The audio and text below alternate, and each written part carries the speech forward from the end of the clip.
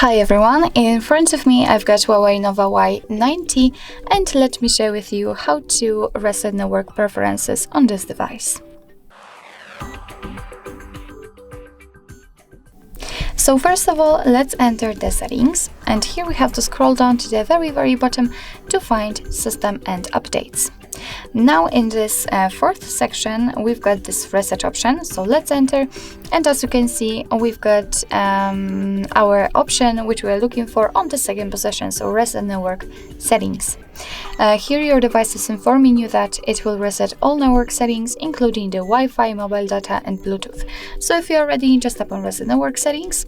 If you've got any kind of screen lock currently set, then enter it in order to confirm the whole step. And let's tap on reset network settings again, because as you can see here we've got again the information that this operation cannot be undone. So if you're ready, just tap on reset network settings, and as you can see network settings have been reset successfully. So actually that's all. This is how to reset network preferences in your HUAWEI Nova Y90.